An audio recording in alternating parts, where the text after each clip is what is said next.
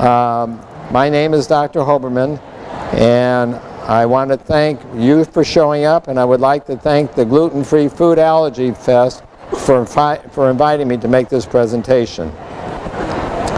So,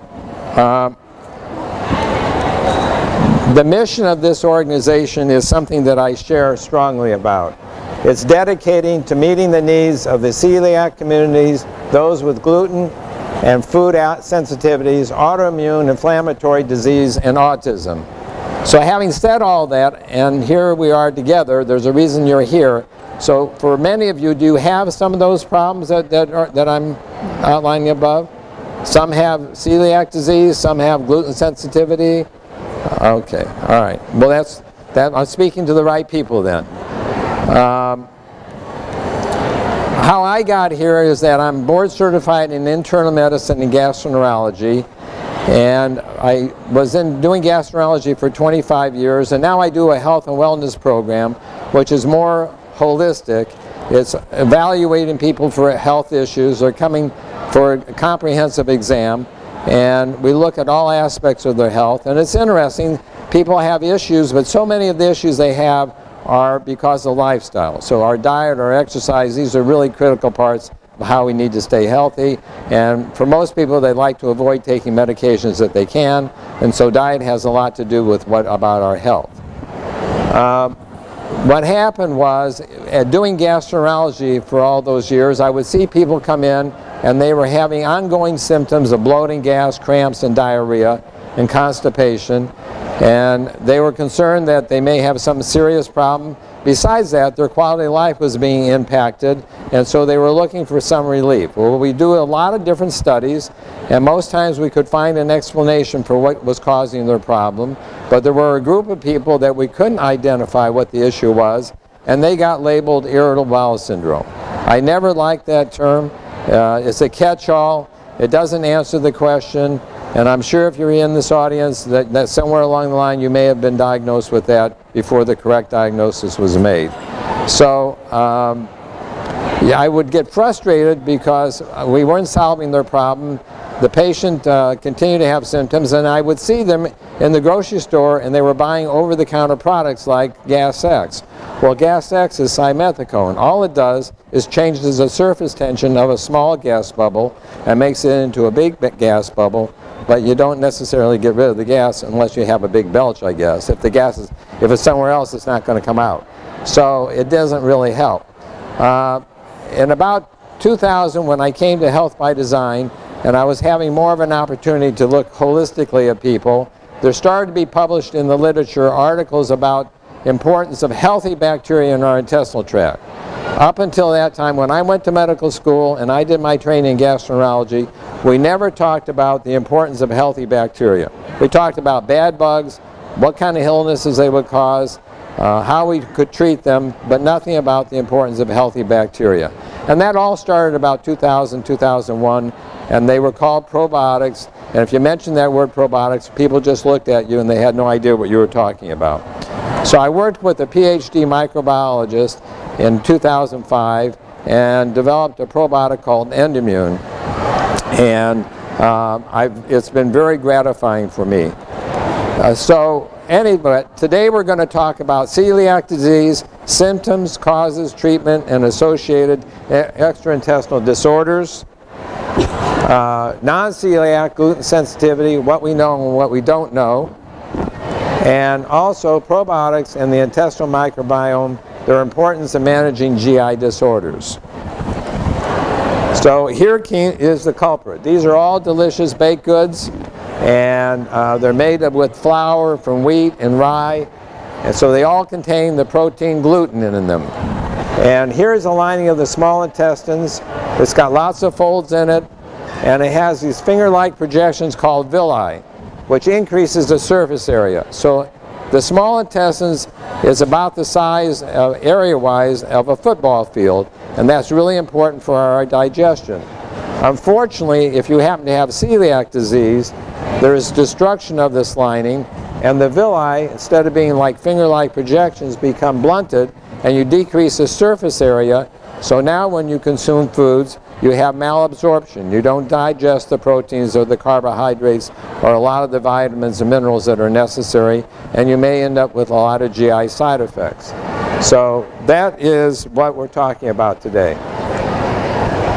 Before I get into talking about gluten, I just thought I'd mention a little bit about the grain. So here's a wheat field, there's the tassels, and here's the grain, and the bran is the outer cover of the grain, and it helps protect the grain. The germ is the embryo. This is what's going to be the next grain plant. So it's got some nutriments in it, and then most importantly is the endosperm, because it has storage proteins and starches, and that's what's going to help that embryo grow and become another wheat plant. Unfortunately for a lot of people, it also contains gluten, the protein. So that is the problem. So what is gluten? Gluten is a protein composite of glutenin and gliadin that are found in wheat and rye and barley. They're storage proteins, so they're used to help the embryo grow. And gluten is derived from Latin, it means glue, and so it gives elasticity to dough, helping it to rise and keep its shape, and also the final product a chewy texture. So there's a delicious bagel, and that's a classic example of a gluten product. Now this next paragraph is a little more complex, and it's important to understand though. So when we eat carbohydrates, they're made of chains of glucose. They're all brought together. And we have digestive enzymes that will break down so that only the glucose or fructose is absorbed. We eat fat, well the fatty acids are broken down and they're absorbed. And when we eat proteins, we have enzymes that break down the proteins to the basic form, which is amino acids. So amino acids are what are absorbed. Now the particular problem for gluten, it has a very complex bonding of some of the amino acids, so our digestive enzymes can't break them down. And so what we end up with is a partially digested gluten fragment, and that is the problem. So this gluten fragment will interact with the lining cells, and right here are proteins made by the lining cells that make it a tight junction. Nothing can get through. But when you break down that barrier, you have a leaky gut, and that's the beginning of the issues, because that exposes the protein to the immune system. Now this slide looks so complicated, but if you give me just 2 minutes of your time, it'll make a lot of sense, and you're going to learn a lot about celiac disease. So here is that fragment of protein. It's interacting with the lining cell. It releases this protein called zonulin. That acts on the lining cells, which is an enzyme, and it breaks down the bond. So that allows now the fragmented gluten protein to leak through, and they accumulate underneath the lining. This is where the immune system is located in the small intestines. And what happens then is they accumulate and they stimulate the lining cell to release a protein that's called transglutaminase, tissue transglutaminase. That's really important, because tissue transglutaminase then will react with the fragment of gluten, and that produces gliadin. So the combination of tissue transglutaminase and gliadin then will go and rest on this mast cell. This is an immune cell. Now the critical part is if you have celiac disease, you have to have a certain genetically inherited form of an HLA, human leukocyte antigen. We all have leukocyte antigens. They're on all our cells, and what they're doing is telling our immune system, I'm part of the self, so don't mount an immune reaction against me. But for people with celiac disease, they have a variant of these HLA proteins, and so it causes a disturbance.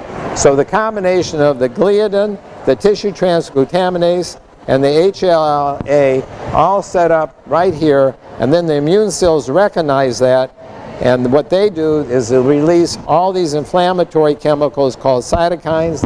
They stimulate the plasma cells to make antibodies called IgA and IgG, and it's against the tissue transglutaminase. So that, in a short story, is what celiac disease is about. So now we're talking about the leaky gut. So now we have a breakdown of the lining or the barrier of the intestines. Things get through. It's not supposed to happen. So now bacteria, yeast, proteins of food, and other products can get through that normally don't get through, and it will impact our immune system, which then impacts us. So stress is another factor which breaks down the intestinal barrier. Stress works on our intestinal bacteria, and the intestinal bacteria, the good ones, help to maintain that tight junction proteins. So when you break that down with stress, or antibiotics, or other anti-cancer drugs, radiation therapy, a variety of things, you'll lose that barrier and things leak through. Well, that then stimulates the immune system. We get food allergies, and we end up with affecting our brain barrier, and we have psychological and neurological disorders. So the definition of celiac disease is an autoimmune inflammatory disorder of the small intestines that's precipitated by the ingestion of gluten, which is a component of wheat protein, in genetically susceptible people. Okay? The incidence is about 1 in 100 in the United States. So we got about 3.1 million people walking around with celiac disease, but 83% have never been diagnosed with it, or they've been misdiagnosed, and people struggle. And they're often labeled irritable bowel syndrome. Well, the pathophysiology is what I said. The autoimmunity and the gluten-induced enteropathy involves intestinal plasma cells, which produce IgA and IgG antibodies to tissue transglutaminase, which is in the cell. And that is the autoantibody that causes the disorder. So what's going on? Why do some people develop celiac disease? Well, it's a three-legged stool. It's environment, or in the intake of gluten. 2 is genetics. And 3, a precipitating event. So in the environment, when we were hunter and gatherers, we had no grains. And we didn't have celiac disease. And we didn't have food allergies. So about 12,000 years ago, we had the agricultural revolution, and we started introducing new proteins that, for most of us, we were able to adapt to. But some didn't have the ability. They developed food intolerances, and they would also develop celiac disease. So that was the beginning, once we had grains. Genetics. So you can't have this disorder, celiac disease, unless you have one or both of these inherited HLA proteins that are really important to present to the immune system to cause the problem. These HLA proteins are part of our matching process. So if someone wants to donate a kidney, and the recipient, they check to see what their HLAs are like, and the closer they are, the better likely there's going to be a match. So it has a lot to do with our immune system. So as I said before, they adhere to the macrophage, they present the gluten protein to the immune cells, and then we develop tissue transglutaminase antibodies. One more time, here's the lumen, here's the gluten protein. It's broken down in the lumen by the digestive enzymes to the fragment. The fragment gets through the lining. It then interacts with tissue transglutaminase. So tissue transglutaminase changes the gluten to gliadin. So gliadin and the tissue transglutaminase come up here. They get on the macrophage, and they bind up with the HLA. And now you've got it all set up so the immune cells can interact and cause the damage. So the precipitating event. Some people at genetic risk for celiac disease don't develop the disorder, or they develop it early in life, or they develop later in life. And I believe the hypothesis is that it's due to an event that caused an increase in intestinal permeability. So, for example, you could have a bout of acute gastroenteritis. It could be due to virus or bacteria. It broke down the barrier. It allowed the gluten to get through. Someone's already genetically at risk for it, and it allows it to develop. You could have disruption of the healthy bacteria.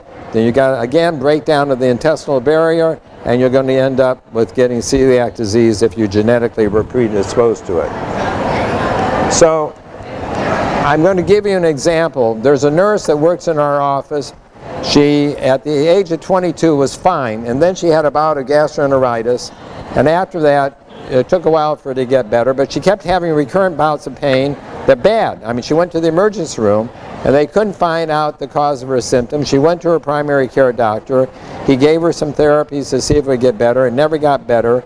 So she went and saw a gastroenterologist and ended up having the right test done, and she was found to have celiac disease. And she's fine now. She's 28, and she's having her second baby. But her mother has Hashimoto's thyroiditis, which is a problem with the thyroid gland. It's an autoimmune disease. It happens in people with celiac disease. And in addition, the mother has some GI issues, but they weren't really bad, so she never went to a doctor.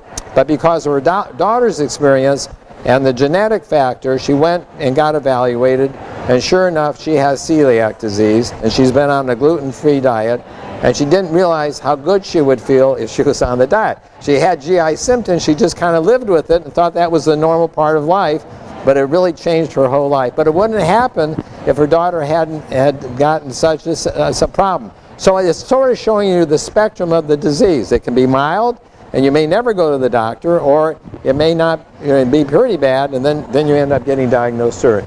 So this slide again shows the gluten breaking through, lying on the macrophage, producing the antibodies, and destroying the lining of the intestines.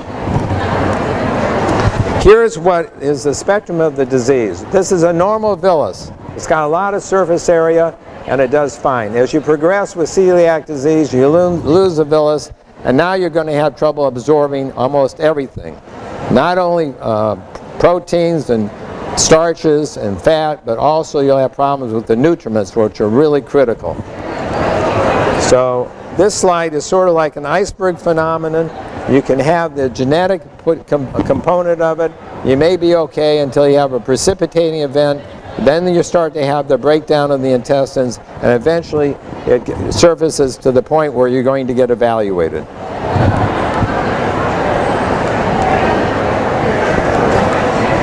So these are other nutriments that people will have that have celiac disease that are while they're still taking gluten. Iron, calcium, and vitamin D are very common. Vitamin B12, copper, folate, magnesium, niacin, riboflavin, and zinc also occur. So what happens, for example, somebody doesn't feel well, they kind of lost their energy, they end up going to the doctor gets a blood test, and they're found to be anemic, and then they do more testing and it's found to be due to iron deficiency, vitamin B12, and then that raises the suspicion, is there a problem with absorption in the diet? Because they may have not presented with a lot of GI issues, but they were complaining because they were fatigued and they had anemia. So that's how the diagnosis was made, because with all those deficiencies there had to be something going on in the GI tract. Another situation is where somebody falls down and breaks a hip.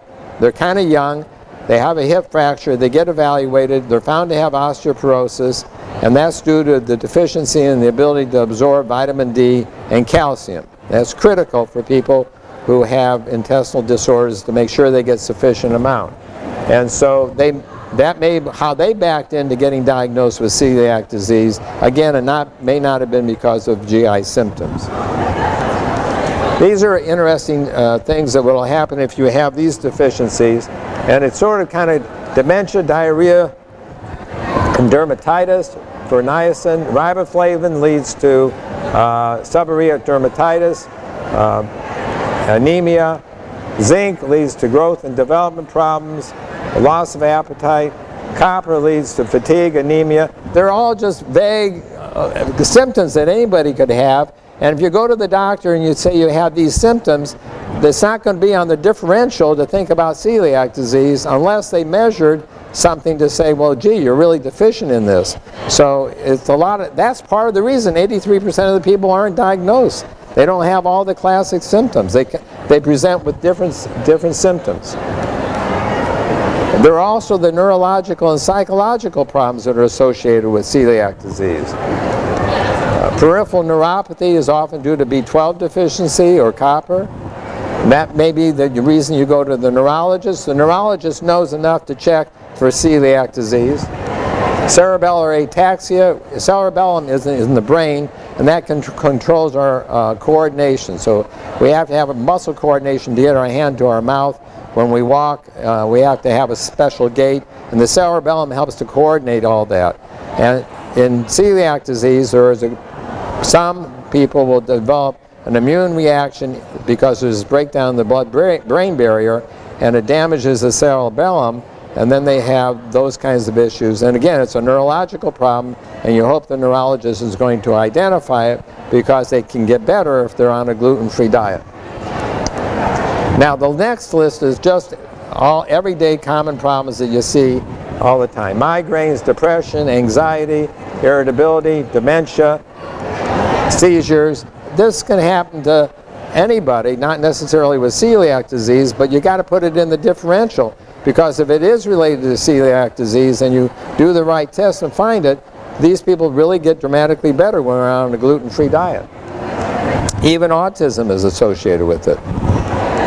So correcting the nutritional deficiencies and getting the right diet makes a huge difference.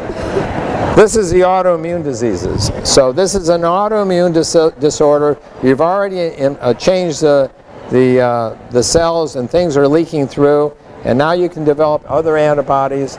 So type 1 diabetes occurs in a fair amount of people with celiac disease, multiple sclerosis, Hashimoto's thyroiditis that leads to underactive thyroid. In this room, all those who have an underactive thyroid, raise your hand. Isn't that amazing? It's just part of the spectrum. Autoimmune hepatitis, Addison's disease is adrenal insufficiency. Arthritis, I'm not talking about osteoarthritis, I'm talking about rheumatoid arthritis, ankylosing spondylitis. It's just part of the spectrum. Sjogren's syndrome is when there's destruction of the lacrimal glands so you don't make tears, and it's also destruction of the salivary glands so you don't make saliva, so there's a dryness. And again, if you go to the rheumatologist and they figure that's what you have, because there's blood tests you can do for it, they're going to think about also checking for celiac disease because they know it's associated with it. This is very interesting, dermatitis herpetiformis. So this is a skin disorder. Anybody ever has dermatitis herpetiformis? Okay, so this is specific for celiac disease. It's a blistering, itchy rash. It can occur anywhere on the body, and you don't get this unless you have celiac disease. And about 10% of people who have celiac disease, they'll get dermatitis herpetiformis as an adult. And those who have dermatitis herpetiformis, only 20% will have any GI issues. So they present hopefully to the dermatologist. The dermatologist will biopsy, make the studies done, and what it is, it's a immune-mediated reaction against the tissue transglutaminase, because it's not just in the intestinal tract, but this enzyme is in all the tissues, and so what happens, an IgA antibody attacks the tissue transglutaminase in the skin, and it causes a reaction. And the treatment is a gluten-free diet, and they get better. Amazing. There is also a small risk of small intestinal cancers, adenocarcinoma, and lymphoma, and also possible pharyngeal and esophageal cancers. They're very uncommon. And the earlier that you're diagnosed with gluten sensitivity or celiac disease, and you're put on the right diet, your risk becomes less. But if it's a longer time, your risk becomes somewhat of a concern. And so for the physician, they have to keep in the back of their mind when they're seeing patients with celiac disease, if all of a sudden the person's following the diet really well and they got more abdominal pain or they have problems with swallowing, then you have to think, could they have this complication? And you have to go look for it. So the diagnosis is a blood test. Before, we always had to do biopsies, but this tissue transglutaminase, which I've already mentioned a lot of times, there is, if you do the blood test looking for the antibody, it's not the 98% who have celiac disease will have a positive test. So that means if there's 100 people and you test them, 2% will be missed. Well, that's a very high sensitivity rate. On the other hand, if you're healthy and you do this test, 95% will be negative. Only 5% will have a false positive. So again, you're really identifying the patient for the most part. When there's some question of what's going on, we do have other tests that can be done. And bottom line, I'm going to go to the bottom slide because the diagnosis is going to be made with a biopsy of the small intestines. That's an endoscopy. Many of you probably know it's not much more than a 15-minute test. It's not that invasive, but just getting little samples of the lining of the small intestines, you can make the diagnosis. And or if someone's having problems and you're concerned if they're on a gluten-free diet, you can biopsy it just to see if they're having a problem or if it's doing well. Children less than 2 years old, you don't want to do invasive procedures, so again you can use a blood test and it'll diagnose it. And the treatment for celiac disease, as you know, is a gluten-free diet. So non-celiac gluten sensitivity. This is a very interesting area. So there were people who had GI issues and they couldn't figure it out. Sometimes they go to the doctor and the doctor would do different tests. They could even test for celiac disease and it would be negative. And the person said, well, gee, it seems like when I eat wheat products, I get problems. And again, the doctor would say, well, we did all these tests. You don't have a gluten problem because the blood tests are all negative, the biopsies are negative. And so they learned on their own that they had a gluten sensitivity. And in the grocery stores, the food manufacturers also recognized that there was a problem because in the aisles now, there are aisles and aisles, and we have here lots of people who make food for gluten people who have gluten sensitivity.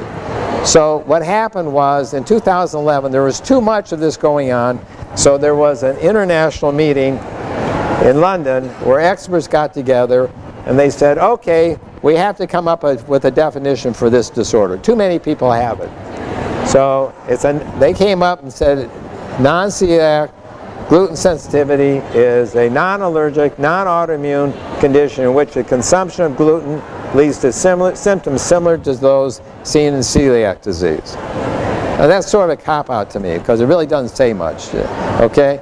And as it turns out, as we're learning more, there are some subtle immune changes that are being found. You just know that it has to be more to than just saying that. There's got to be something more to the problem.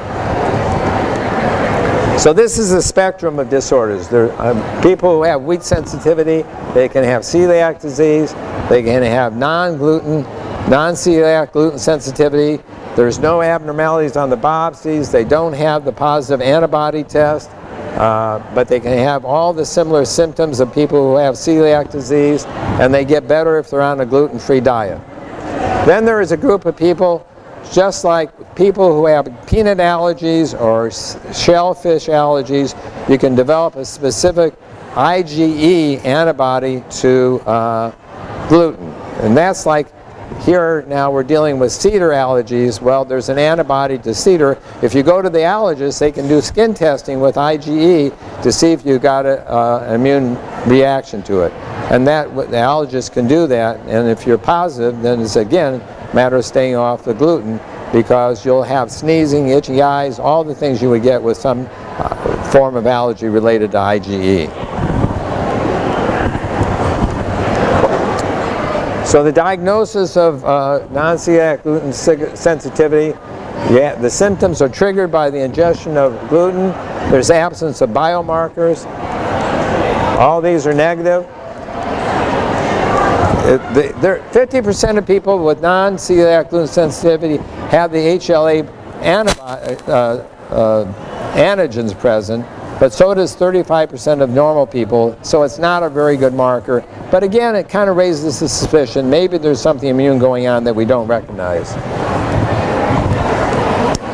How do you resolve this issue? Well, if you stop taking gluten, your symptoms go away.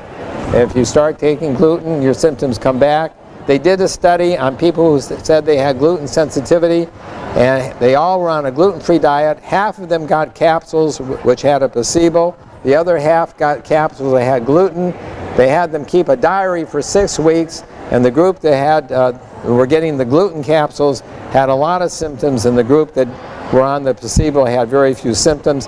That's about as scientific as we've gotten as doing that kind of study. We don't have any better way of diagnosing it other than getting off of it. I saw a lady in the office the other day, and she came in because she was interested in the probiotic. We talked about it, she tried it, she didn't get better.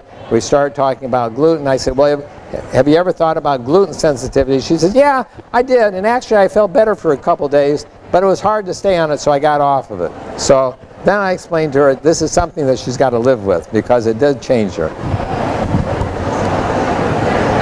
The prevalence is variable, and there's surveys that have been done, and in the general population it's thought to be maybe 1 to 6%. Now that's several years ago.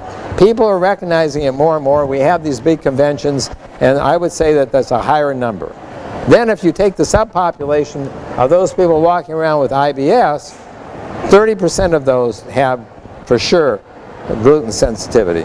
So it's a big deal. You got to think about it, and then it's making the decision you're going to stay on the diet, because you got to stay on it for sometimes weeks until you get resolution of your symptoms. It may not happen overnight. And it's fascinating because it's not just the GI symptoms, it's all the other manifestations, the foggy brain, the achiness, the joint issues, that all get better once you get off of gluten. And that makes you think that there's got to be an autoimmune disorder because too many things are being involved. We just haven't identified it. Well, the therapy right now is the same as a gluten-free diet. I'm going to talk about the intestinal microbiome. Let me just tell you, there are lots of research going down that's happening now. They're modifying gluten so that it won't, that it will be broken down so that you won't have this partially fragmented, and that will make a difference. They have antibodies to tissue transglutaminase so you can stop it. They have developed antibodies to zonulin, that protein that causes the breakdown of the tight barrier. And they're working on so many different areas for this disorder that in the future there may be certain medications you can take that would help if, and you may not have to quite follow a gluten-free diet. But there's a lot of research being done now. So as far as probiotics, the term is derived from Greek and it means for life. And it contains, most of the bacteria are coming from the human intestinal tract. And they've been selected because they have certain criteria. There's one that's a yeast that shows that it has benefit. So down here we talk about the good guys and the bad guys. And the criteria, if you're going to be tested to see whether you're a bacteria that can be a probiotic, well, you have to have certain criteria. You have to survive the acid of the stomach. You can't be broken down by the digestive enzymes or the bile acids, and that you adhere to the intestinal lining. So for years people told me about how yogurt made them feel better, or it was a good idea to take yogurt. Well, there's two bacteria that start to make yogurt. But those two bacteria you can't recover in yogurt. So Dannon makes Activia because they add a probiotic to it. So yogurt's fine. If you want to eat yogurt, it's got calcium, it's got protein in it, but it's not a good probiotic. And also, finally, it can't be harmful. So if you meet that criteria, then the bacteria have to be studied in cell cultures and along intestinal lining outside the human body. If it shows that it has benefit, then it can be tested in animals. If it looks like it's got some benefit, then you move on to the third phase, where by this time the pharmaceutical companies may have spent $50 million, and then you develop studies in humans and prove that it's beneficial, and then you have a probiotic. So what do they do? There's 100 trillion, these are some facts about the intestinal bacteria. There is 100 trillion bacteria in our intestinal tract. Most of them reside in the colon, but they're also in the small bowel. Most of them are beneficial, but some are harmful. And the probiotics help to maintain the balance so the good guys are in control. So they help in our digestion, in our keeping our stool habits regular. They maintain our health. They kill the bad guys. So if you're traveling and you're going to a third world country and you're worried about food contamination, or we have these outbreaks all the time in the United States with food products that are recalled. I mean, look what happened to Blue Bale, so with listeria. So the whole point is, if you have on board probiotic bacteria, they're able to destroy harmful bacteria, and there's lots of studies that have shown that when you travel, people do better. I just had a patient come in that he and his family went to Bolivia. They went down the Amazon. They were with a group of people, 30 people. Only his family were taking EndoMune. Everybody else on the boat got sick because they were eating the native food as they traveled. So I'm sure they got the same bacteria that everybody else got, but they didn't get sick because of it. So when we're born, we've been swimming around the amniotic fluid. We're in a sterile environment, and then we pass through the vaginal canal, and we're exposed to our mother's bacteria. That's our first exposure, and that gives us the bacteria that are really important for our health. When they do studies on mice that are kept germ-free and they sacrifice them, the immune cells never develop and the lining cells never mature. So there is this interaction between the bacteria and our lining cells and our immune system that's really critical. So there's a little baby. It's got the bacteria from the mother and it's ingested some of them. So we pick up the first bacteria, which was really critical, is Bifidobacterium. And it is really critical because this Bifidobacteria has a symbiotic relationship. It will break down a starch that's in breast milk that is resistant to being broken down. In other words, our enzymes can't break down this starch. So it gets in the colon, and in the colon, the breast milk starch gives nourishment to the Bifidobacteria. They start to proliferate, and then they, in the process of fermentation, produce short-chain fatty acids, which are very important for our health, and we'll talk about in a minute. So one of the things that short-chain fatty acids are, they produce nourishment for the colon lining cells, which is critical, and they also have an effect on the harvesting of calories. So this symbiotic relationship exists, and when we're born and we have no bacteria, we start to have some, and then the baby's crawling around on the ground, puts his hands to his mouth, it picks up more bacteria, and depending on where it lives, if there's food that's on the ground, in our Western society we don't let the children eat that, and so we're restricted on some bacteria. In some countries they eat a lot of things that they're exposed to, and turns out there's hygiene theory that when we were living in caves and we were exposed to viruses, bacteria, and parasites, our immune system was very active. It was having to determine what's coming in is friendly or foe and develop an immune reaction to it. Well, we live in a hygienic environment now, and so we're not constantly being exposed to it, and so we have an opportunity to make antibodies against innocuous food proteins. People get allergies, they get eczema, they have all kinds of problems. And in children that are born by C-section versus a normal vaginal delivery, by age 5, their immune system is different because they didn't have the normal exposure during that very important infancy time. So they have more problems with eczema, allergies, autism, inflammatory bowel disease, other health issues. So if you start to give children at a very young age a probiotic, they're less likely to have that. And now even some OBs have taken vaginal swabs and have given it to the newborns that were born by C-section so they get some of those important bacteria. Really interesting. Never would have thought of that. So if you go around and just sample everybody, there's probably 1,000 different species of bacteria that we have in our intestinal tract. But each species, say it's like a species of Ford. Well, Ford has a whole bunch of models. So under species we have strains. So we have more than one. So Lactobacillus acidophilus is a probiotic, but there are lots of different strains, and so they're all not identical. And so most of us only have around 400 or 500 different bacteria. There's a core of 30 or 40 that are critical that we developed when we were very young. And we keep that same bacteria flora, and it gets stable at age 3, and then remains that way until we get up into our 65 or 70 years of age. And then we start to lose diversity because our immune system's changing, and we have less of the healthy balance, which then leads to dysbiosis, which causes an imbalance and overgrowth of unhealthy bacteria. We get chronic intestinal inflammation, increased permeability, and disruption of normal intestinal digestion, and it leads to a lot of the issues that sometimes we have as we get older. Taking a probiotic will help to prevent a lot of that problems. So this is just a slide showing you that if you drink too much alcohol, you're stressed, you don't eat healthy, you travel a lot, you take antibiotics and non-steroidal anti-inflammatory drugs which break down the barrier. That's going to have an impact on creating a disruption of the healthy bacteria. Then we start to feel bloated and we feel bad. Down here, the gut becomes inflamed. We have more symptoms. We develop a leaky gut. And then we have food intolerances, other immune reactions like psoriasis.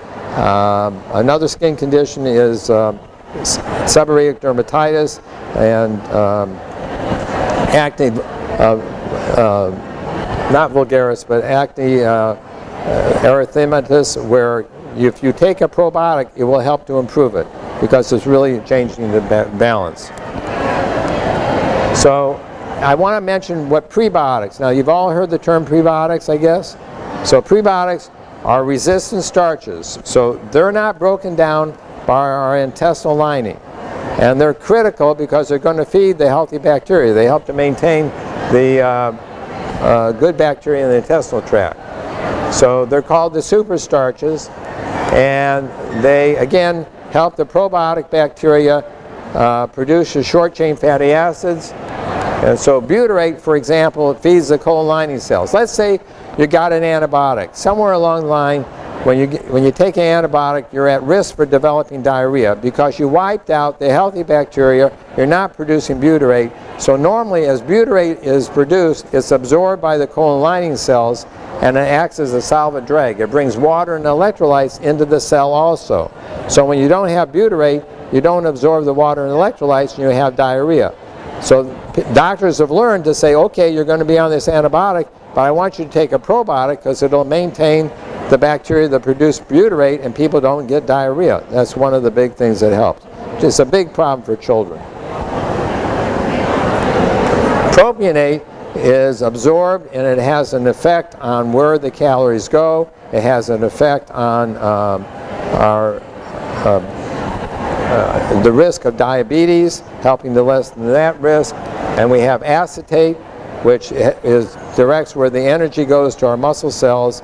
And when you take someone who is obese and transplant into them stool from healthy, lean individuals and change the bacteria flora, the individual will start to, the heavy person will start to lose weight, and if they had diabetes, their glucose intolerance will improve because the bacteria have an impact through the short chain fatty acids. Pretty amazing information. So here are some resistant starches. This is potato starch. You can use it instead of cornstarch. These are green bananas. Nobody's going to eat green bananas. But if you take a potato, for example, and you cook a potato and you boiled it, and if you put it in the refrigerator and let it get cold, it causes crystallization of the bonding of the carbohydrates, and they'll become resistant starches, and it can be used by the bacteria. If you eat asparagus or broccoli, onions, garlic, artichokes, they have resistant starches, and they help to improve our health. And so do the lentils. So how do probiotics work? They act as an intestinal barrier. They modulate the intestinal immune response. They support intestinal function and motility. So as an intestinal barrier, they adhere to the intestinal lining cells. They compete for colonization against the bad bugs. They produce bacteriaceins or defensins, which are proteins which will destroy the harmful bacteria. They change the pH in the lumen to make it more of an acid environment. So if you ingest E. coli, Salmonella, Campylobacter, an acid environment is unfriendly to them and they don't survive. It produces main proteins to maintain that type, junction proteins, so you don't have a leaky gut. And they stimulate mucus production. And so this is a slide that shows what I'm talking about. So here are the probiotics. They're sitting on the mucus layer of the lining cells. They stimulate the lining cells to produce the mucus layer. And also they produce these bacteriocins, which are proteins. They're like bullets. They pierce the viruses and the bacteria and destroy them. Here is one of the most important things they do. They stimulate the lining cells to produce the protein. So you see those little black lines. That's the proteins that maintain the tight junction so nothing leaks through. So having the right balance of bacteria is really important. And they modulate the immune system. 70% of the immune system is in the gut because it's a window to our environment. They stimulate the function and development of the immune system. And they help the immune system does a surveillance of what's coming in. It decides if it's friendly or bad. So that's when kids are growing up, when they're deciding what bacteria they're going to keep in their gut. And the probiotics cross-talk with the immune system and help to regulate the inflammation. So here is a slide that explains that. So here are the intestinal lining cells. Now we're talking about what goes on underneath the lining. This is where the immune systems reside. So this is an immune cell that sends a branch up through the lining to check to see what's in the intestinal tract, decide whether there's good bacteria or bad bacteria. If it's a good bacteria, it sends a message to the immune cell saying don't create any immune-mediated reaction, don't cause inflammation, everything is okay. But then if there's a bad bug up here, or if there's a dysregulation and there are a lot of bad bugs, then it sends a message to the immune cells and it says you got to create an immune-mediated reaction to try to get things back in balance. But during that period of time, we have a lot of GI issues until there's a rebalance by taking a probiotic. So here's, in summary, what happens. Somebody ingests a probiotic, it escapes the acid of the stomach, it's not destroyed by the bile acids, digestive enzymes, or the pancreatic enzymes. It moves through the small intestines and it adheres to the intestinal lining of the small intestines and colon, and it produces a short-chain fatty acids to help maintain our health. So this last slide is to show you some of the things that we found that what the bacteria have been shown to do in clinical studies. They ease the symptoms of irritable bowel syndrome, they lessen the risk of antibiotic-associated diarrhea, enhance the immune system. So when they gave it to children going to daycare centers, they got a probiotic or they got a placebo. The children, they got the probiotic during the cold and flu season. There was a 50% reduction in cold and flu symptoms. There was less absence from school and less need of antibiotics. It just shows how it so impacts the immune system. It lessens the risk of infectious diarrhea. And as I mentioned, traveler's diarrhea. Helps to maintain the remission in ulcerative colitis. Lessens the risk for obesity. Improves blood sugar control. And lessens the risk for cardiovascular disease. There's a lot of new studies that are showing how the probiotics help to lessen the risk for that. And improves the gut-brain barrier. So the gut is considered the second brain. It has a lot of serotonin, a lot of dopamine in it. And when there's a disruption, it can lead to problems with anxiety or stress. If you get a rebalance, you can lessen those problems. And it improves autism spectrum disorder. So these are some of the probiotics that are out there. And so Activia, you've heard of. Align, you see advertised a lot. And there's EndoMune at the bottom. So most of these are made up of 1 or 2 probiotics. And this is how many is in a serving size. I developed EndoMune because I knew that it takes more than 1 or 2 bugs to do all the things I just explained to you. They all can't do the fermentation and the immune system and maintain the tight junction barrier. So it takes more than 1 bacteria. That's the reason EndoMune has this group of bacteria that are able to have a benefit overall. In addition, when the studies are done, it takes at least 10 billion of the good guys to make a difference. So that's the reason each serving size of the EndoMune in the adult form has 20 billion. Well, that is my talk, and so I had asked you to hold any questions till the end of it. Now, I hope I didn't confuse anybody, or maybe I stimulated a few questions. So if you have any questions, please ask me. Great. Breakdown of the gut lining. Can it be repaired again with fluoride? Yes. Oh, yes. Yes. Yeah. Repeat the question. The question was, if you have damaged intestinal lining with the villi being foreshortened. And you know, if it's related to the celiac disease, certainly you got to be on a gluten-free diet. But by also having the right balance of bacteria, it helps to maintain that healthy balance and also the tight junction barrier. Any other questions? Can you get probiotics in food? Can you get probiotics what? In food? Well, yogurt. But the problem is when you do it in food, a probiotic like this has a shelf life. It's been nitrogen flushed, there's no oxygen, there's no moisture to it, so it's good for 2 years. If you take it to food, it's all different. You got moisture, it's got heat, you have other things, and it can't last that long. You can do it, but it's not going to be as effective, and they're not going to have as many bugs in them. They just aren't in food.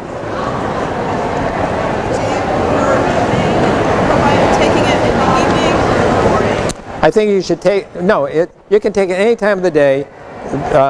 In EndoMune, it has a capsule that is acid resistant, so you can take it pretty much any time. But most probiotics don't have this acid resistant capsule, so you want to take it when the acid level is low so the acid won't destroy the bacteria.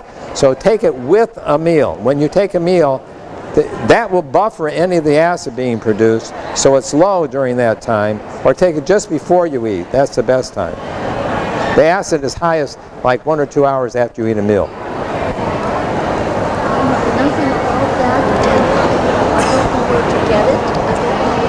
You don't know anything about probiotics or EndoMune? EndoMune. Oh, EndoMune. EndoMune, first of all, there's a site, endomune.com. That's a website. And you can buy it online, you can buy it on Amazon, or it'll list all the retail outlets. So you live here in Austin? Pardon? Georgetown. If you go on the website, it'll tell you where there are stores near Georgetown. There's lots and lots of stores here in Austin that has it. It's in many of the H-E-B stores. It's in the Central Market here. So it's in People's Pharmacy. There's quite a few places that you can buy it.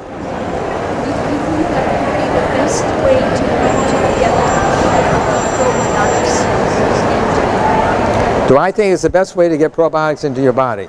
Well, first of all, I'm going to have a bias here because I developed it. But yes, I think it's the best way to get it in. Yes, absolutely. It's just amazing how many people will send in unsolicited comments of how it made such a difference in their life and how thankful they are. So it's a big deal for a lot of people that struggle.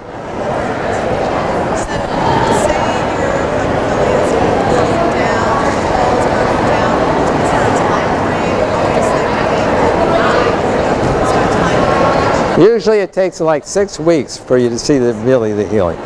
And then it's really interesting, not only the GI issues, but all these extra-intestinal symptoms get better. All of a sudden you don't have the joint aching and all the other kind of effects that you had. It's amazing how people get better. Yes, please.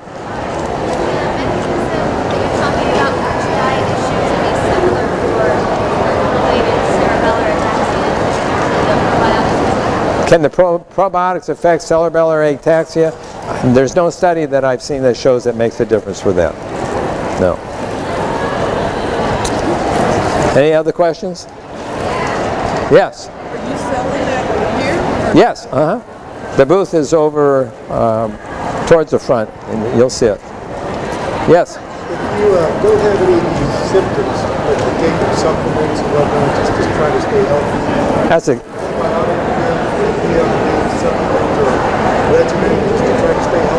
A lot of people ask me, if I really don't have a lot of GI issues, is there any benefit in taking a probiotic?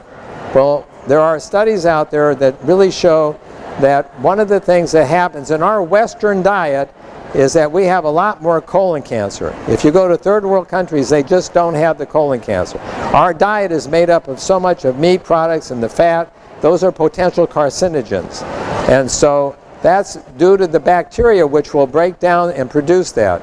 And it's been shown that probiotics will decrease those kinds of carcinogens, and it's not been proved, but the idea is that yes, if you're healthy, you want to stay healthy, that's one of the reasons to do it. Plus, you're constantly being exposed to things. You could have had some Bluebell ice cream that had listeria, and it hopefully would have prevented you from getting sick. So taking it on a daily basis really can make a difference for lots of people. Yes? So I see 3 different labels there. Can you explain the difference? So I developed the adult, and then people say, well, I really think I'd like to have a children's one because they have problems. They get ear infections, they get antibiotics, they get really sick. So we developed this one down here. This is a powder form with a little spoon, and that's for the little ones. By age 3, they don't want powder anymore. So everybody wants chewable. So this is for the age group 3 to 8. Yeah. But it's interesting, when you look at this, they're different than the adult because it has much more bifidobacteria, because from the slides I showed you how important the bifidobacteria are for children growing up, in that they break down the resistant starches and they make all these short chain fatty acids. That's very important for the development of the immune system. So you'll see a variation in the type of bacteria that are used for children first than adults.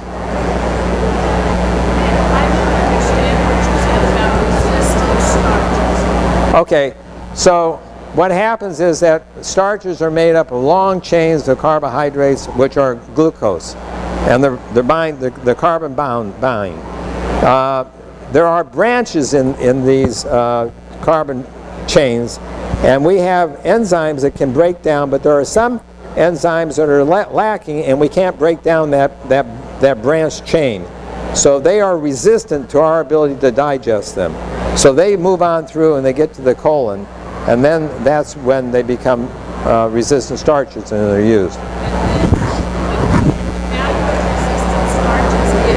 Because they are the nourishment for the healthy bacteria. So the healthy bacteria are maintained.